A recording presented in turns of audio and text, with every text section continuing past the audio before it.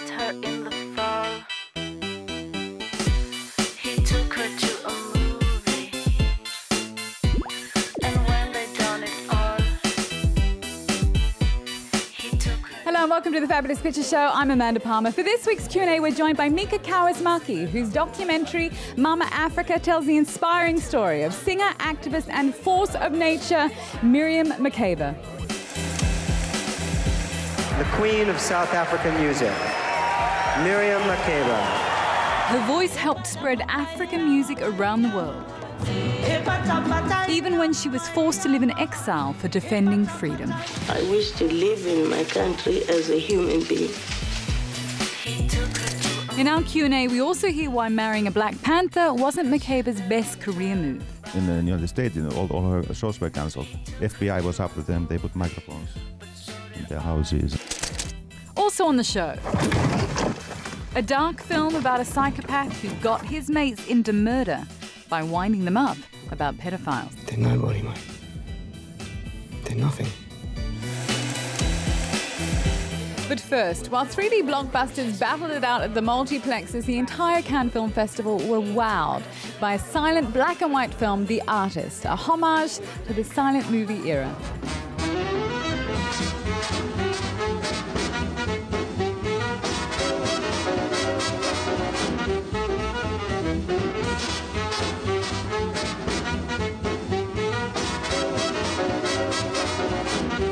I wanted to do that kind of movie, silent movie, I guess like maybe 8 years or maybe 10 years, something like this. I met this producer, Thomas Langman, and he's crazy enough to trust me and to allow me to do it.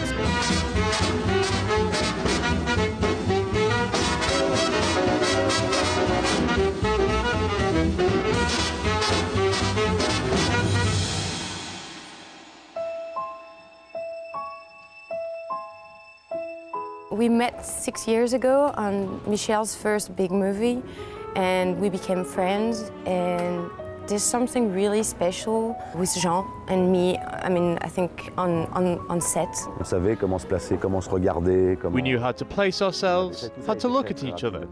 All of that was very quick. I'm not shy with him. I can cry, I can love him, hug him, and I feel in his eyes that he trusts me, he loves me, and he's never gonna judge me.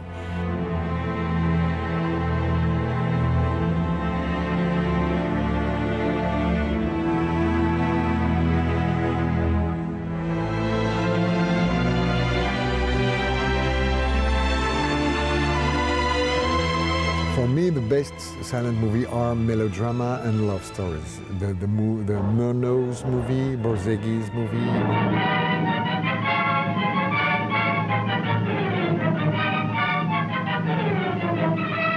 All the feature with the Chaplin, they are melodrama, and they are really, really masterpieces.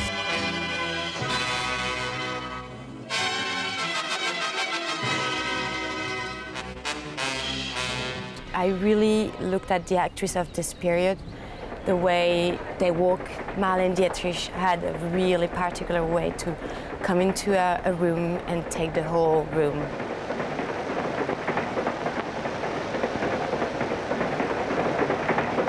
And then Joan Crawford had something totally crazy, and the energy goes everywhere. The movie is talking to you not with the verb, not with the language. So it's just sensation, emotion, and it's very touching, very moving.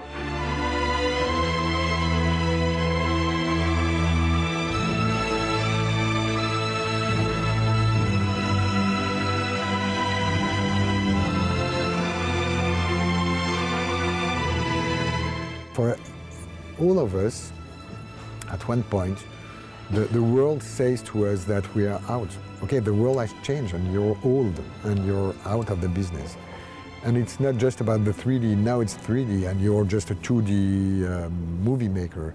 It's about, I think it's about love, I think it's about economy, it's about all the people's job. Everything is changing so fast, so I think it's about that.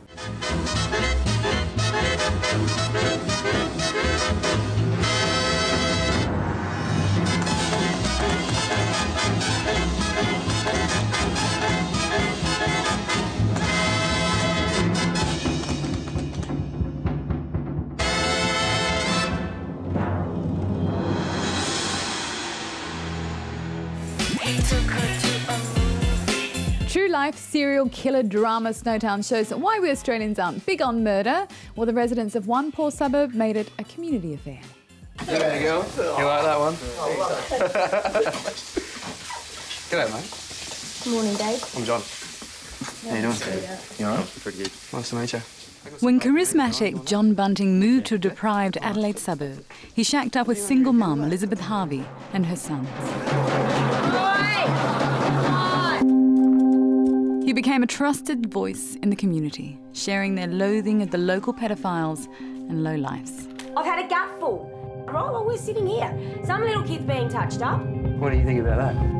Don't think I should be doing that. I don't think I should be doing that, do you? They couldn't have guessed that Bunting would persuade his friends to commit murder with him. Snowtown gets under the skin of Australia's worst serial killings. There were 8 bodies taken from the plastic barrels removed from the disused bank vault at Snowtown.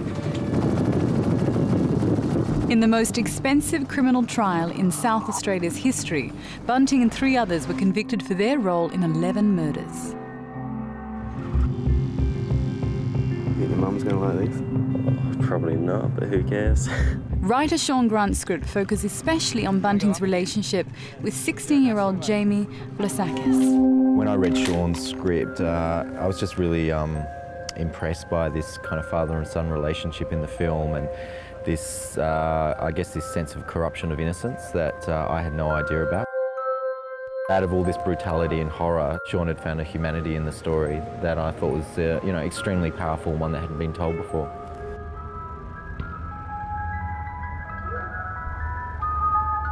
Drawing on courtroom evidence and witness accounts. Want to see you? What do you say? Thank you. Thank you. Good one. Snowtown, which was shot in the same areas as the murders, shows how Bunting preyed on the community's fears. Tuck at the house. There you go, mate. Tuck at the house. Tuck at the house. Go on. And gradually grew them into his horrific acts. Then there's Tony the Frog Thompson. He's a nasty bit of work.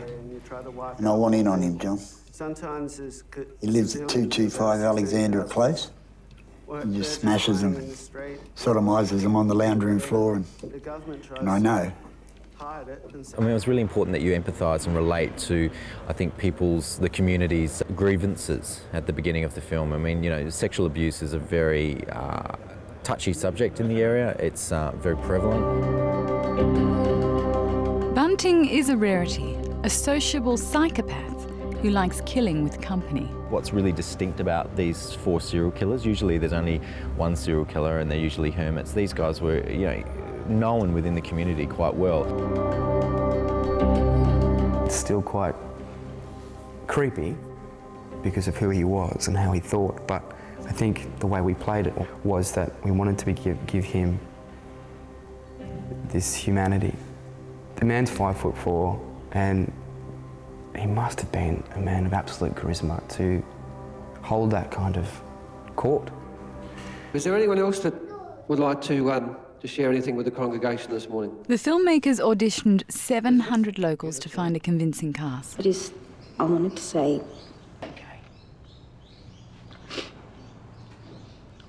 I just really love my family, love my boys, mate. I think there's a lot that needs to be told that hasn't been, They sort of glorified John Bunting in a sense, The only things that we'd heard was that he was a sort of a hero, and that's really not the case at all. Bunting is currently serving 11 life sentences. Look at me. And impressionable Vlasakis will also end his days in jail. They're nobody, mate. They're nothing.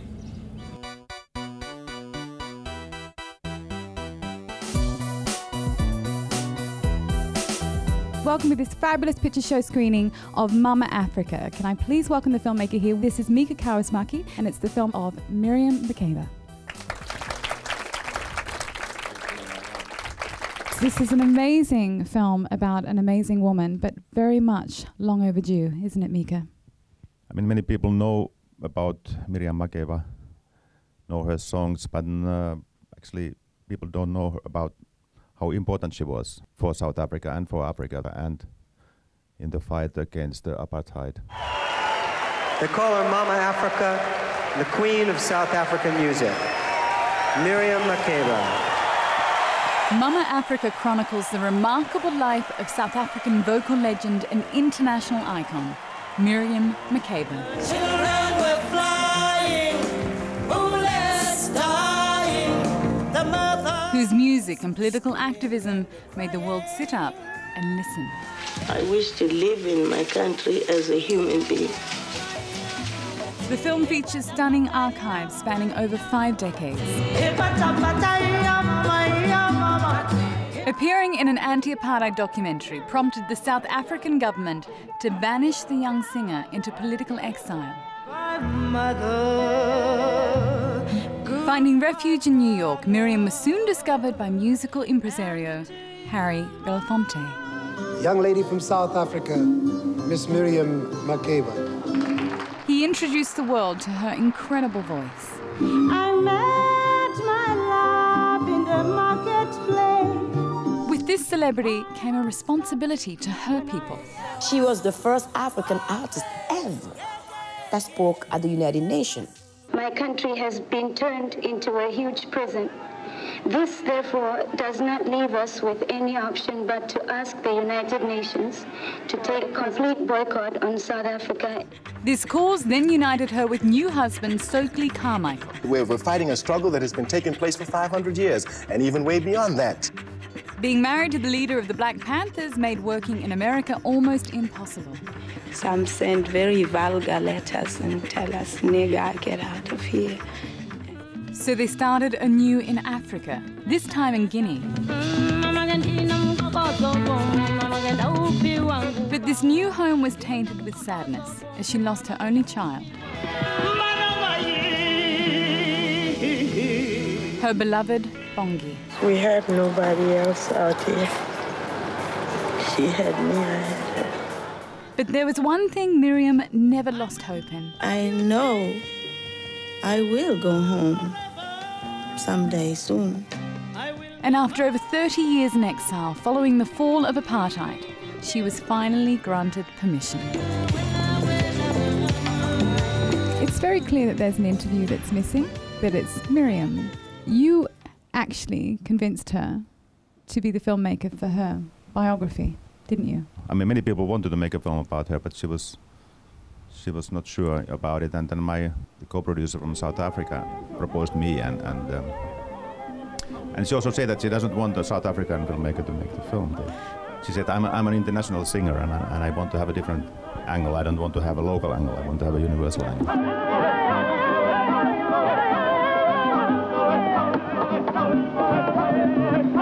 I spoke with her over the phone many times, but 2 weeks before I was supposed to go to Johannesburg and shoot the film, you know, 5 o'clock in the morning I get a phone call. My South African co-producer tells me that she died, she passed on. First I thought, oh, the film won't be made, you know. I thought that's it.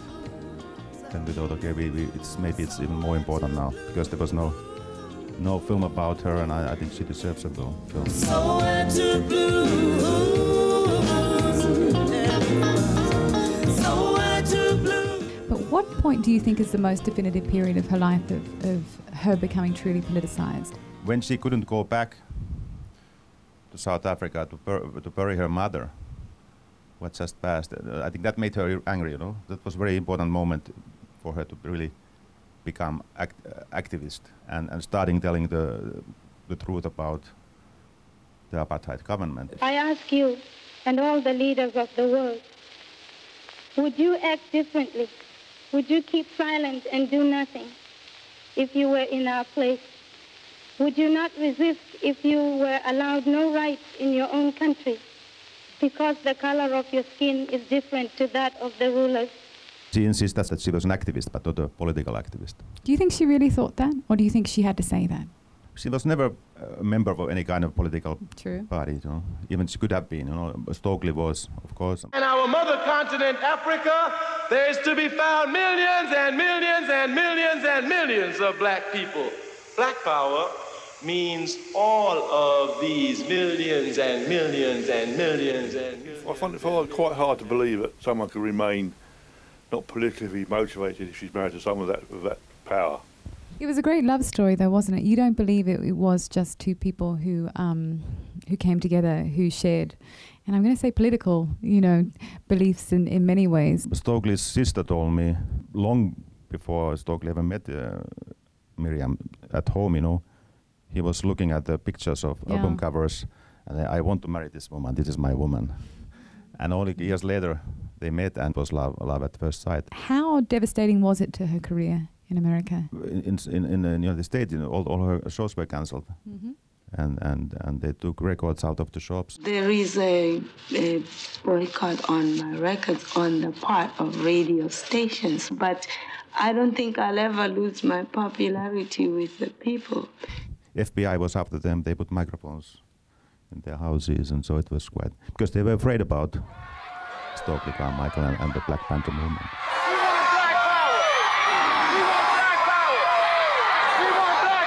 My mom was in the civil rights movement, and she benefited from what Carmichael and Makeba were fighting for in the U.S. as well as South Africa. So I felt just a tremendous sense of history and drawn to my roots and my heritage, and just very proud of Makeba and what she did for Black people globally. I have to say, when she says that line, when she's asked about the difference between South Africa and America, that is probably one of the strongest political statements I've heard. I always say the only difference between South Africa and America is very slight. In that South Africa admits that they are what they are. One of my favourite parts of the film is when she talks about the language. Isn't that great? It shows her humour. What a sense of humour she had amongst it all. La lettre C, on dit oui. Je, que, on dit que. Les colonisateurs de chez nous en Afrique du Sud appellent cette chanson click song parce que eux, ils ne savent pas dire Utongotoane. You know the click song? I'm definitely not singing it. I can just do Twani. What does that mean? I don't know. Maybe you can translate it. It's called the click song. It's called the click song. So you're from South Africa? Zimbabwe. So I knew a lot of her songs when I was young. And I learned the click song when I was about 5, yeah.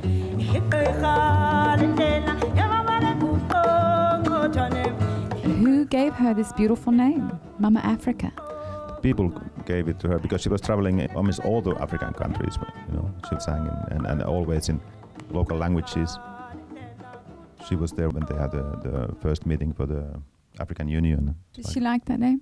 Yeah, I'm sure she liked it, yeah. And she liked it because people gave it to her.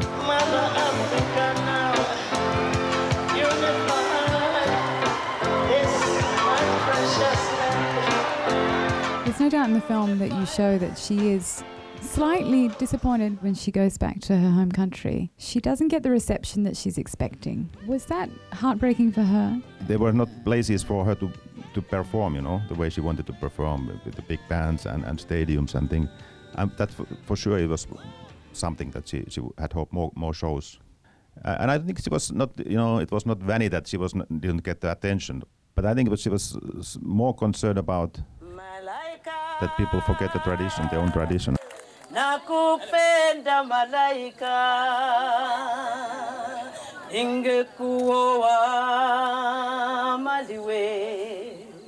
Would you prefer to be remembered as somebody who popularised African music more widely, or how important was her political beliefs and her political activism? She had still projects that are the Miriam Makeba Foundation. They have social projects, several, but the most important is the house for young women. And she was also the ambassador of the United Nations, and so her charity work was the main thing in the end of. And the grandchildren, they continue with the Miriam Makeba band, and they want to take the film and travel in mainly in Africa, you know. I really thank you for coming in, and it's a beautiful, beautiful film. And thank you, everybody, for joining us on the Fabulous Picture Show. Thank you so much. Thanks so much.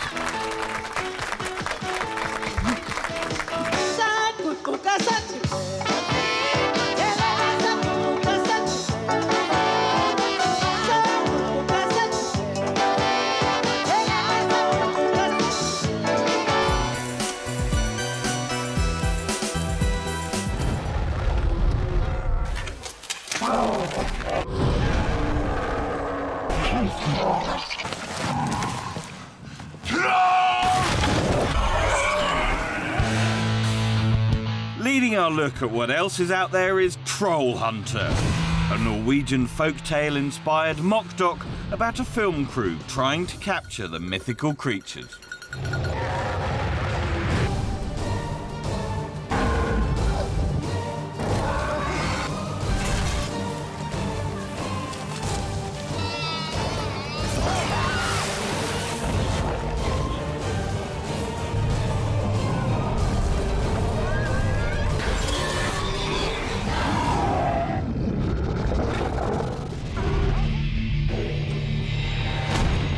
Boss, Lonergan's in town. Only slightly less far-fetched, Harrison Ford as a menacing cowboy. I want that man. You give him to me now, or I'm gonna take him.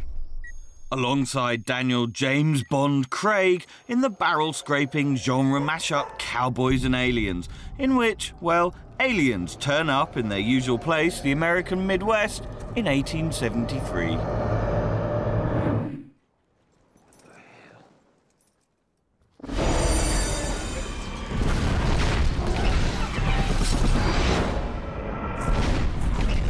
It turns out aliens aren't scared of torches, guns or chaps, but Daniel Craig has a cunning wrist action that blows them away.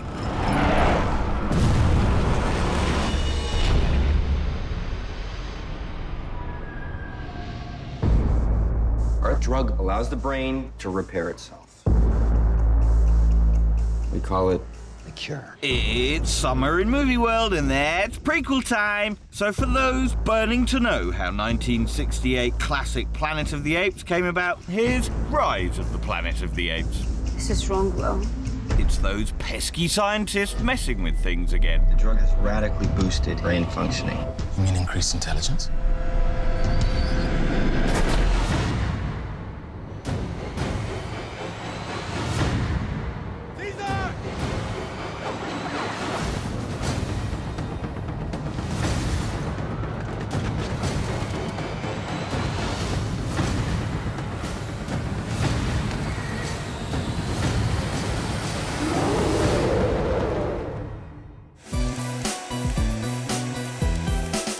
Well, that's it for this Fabulous Picture Show. Now, we talked about Miriam's music. We talked about her international platforms. We didn't talk about her fashion status. She was a huge icon, wasn't she? Yeah, that was very important for her. You know, like you said, you have to look good on stage and off stage. You know, and she was clearly. You don't have a picture of her, you know, where she doesn't look good, or she's her costumes, and even, you know, she started the Afro look, the famous Afro look. You know, she was the first one. The Afro. Yeah, she's so beautiful. I hope this film helps young audiences find her as well. Thank you so much for coming, and thank you for joining us on the Fabulous Picture Show. See you on the next one. Maputo, Maputo, home of the brave, our nation will soon be as one. Frelimo, Frelimo. Samora Machel is one. On a scale of 1 to 10, how would you rate this film and why? Well, I think 8. 9 out of 10. 8. I learned a lot today. It was an amazing film. I'd like to see it again, and great soundtrack as well. I found it very powerful, very moving. She influenced a lot of things, fashion, music, politics, so the story doesn't die. And I love the fact that actually music transcends all this stuff, that at the end of the day, that's the message, that through her music, she reached so many different people. Amazing to keep a memory, and I'm ecstatic.